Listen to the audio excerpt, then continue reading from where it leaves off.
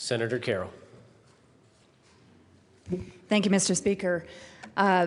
Guests, members of the House, this is a special day that we take a moment to share just a fraction of the depth of our gratitude that we feel.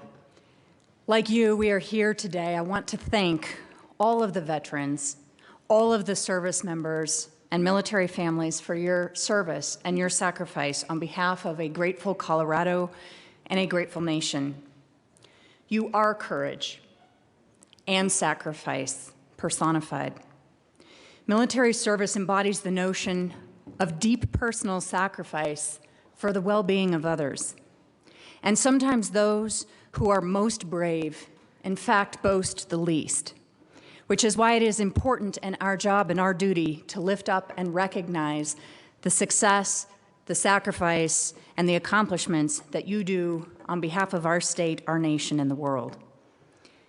Yesterday, for me, marked the anniversary of my dad's death.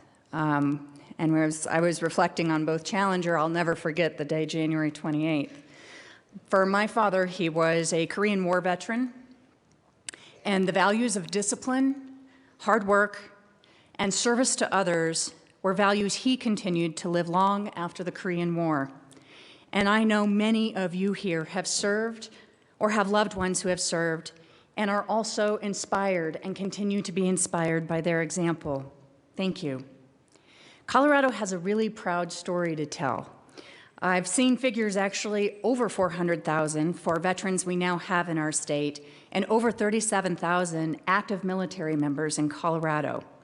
And you heard in the resolution itself, we have 7 major military installations in Colorado. And of course, representing Aurora, I'd be a little remiss if I didn't give a little extra shout out to Buckley.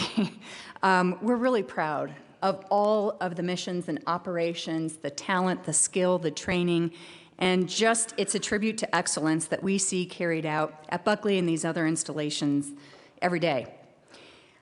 Some of you were in the committees that probably got the updated briefing when we did the report to take a look at the impact for our whole state. So what we know is that when we look at the total impact of all the men and women who are serving here, the DoD-related employment for Colorado is pretty close to 170,000 jobs in our state. It's about 5.2% of our state's employment totals. That is very, very significant, and the economic benefits we get are profound.